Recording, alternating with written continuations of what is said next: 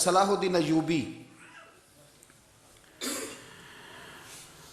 ایک بزرگ سے ملاقات ہو گئی، بیت المقدس پر قبضہ تھا عیسائیوں کا، تو صلاح الدین بڑے پریشان تھے۔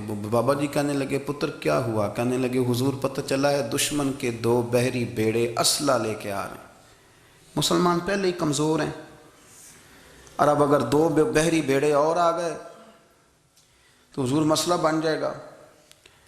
تو میں پریشان ہوں کہ کس طرح یہ کم مسئلے والی ہماری فوج ہے کیسے مقابلہ کرے گی۔ تو بابا جی کہنے لگے پتر اس طرح کرنا، آج رات تو بھی دعا کرنا اور میں بھی کروں گا، تو بھی دعا کرنا، آپ ناراض نہ ہونا، ہم تو پیروں والے ہیں، ہم تو پیروں کے نوکر غلام ہیں، ہمارا تو گزارا ہی نہیں، ہمیں تو ملتا ہے سارا کچھ وہاں سے۔ پر میرا سوال یہ ہے کہ تعویذ لینے جاتے ہو نفل کیوں نہیں پڑھتے؟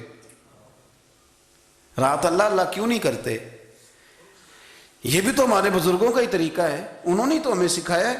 صلاح الدین ایوبی سے بزرگوں نے کہا کہ رات آج نا اللہ اللہ کرنا، تو میں تیرے لیے دعا کروں گا، تو بھی دعا کرنا۔ تو بندہ جب دکھی ہوتا ہے تو سجدہ کرتا ہے تو پھر ہی تو مصلی بھیگ جاتا ہے، پھر ہی تو مزہ آتا ہے۔ سکھی بندہ تو کعبے جا کے نہیں روتا، دکھی تھے، تکلیف تھی، تو سر رکھا سجدے میں تو تڑپ گئے۔ اور وہ بابا جی کہتے ہیں میں مسجد آیا تو صلاح الدین چیخیں مار کے رو رہا تھا اور کہہ رہا تھا مالک میں کوئی اپنی شان کے لیے تو نہیں نہ لڑ رہا، اللہ کو میں کوئی قبضوں کے لیے تو نہیں لڑ رہا، مالک تیرے لیے لڑ رہا ہوں، مجھے بے آبرو نہ کرنا، میری مدد فرمانا۔ کہتے ہیں میں آیا تھا کہ مسجد میں دعا کروں گا، پر صلاح الدین ایوبی کو روتے دیکھا تو میں لوٹ گیا۔ تو سویرے صلاح الدین ملے تو بڑے خوش تھے۔ میں نے کہا پتر کیا ہوا؟ کہنے لگے حضور وہ بحری بیڑے 2 آ رہے تھے نا اسلحہ لے کے، دونوں ڈوب گئے پانی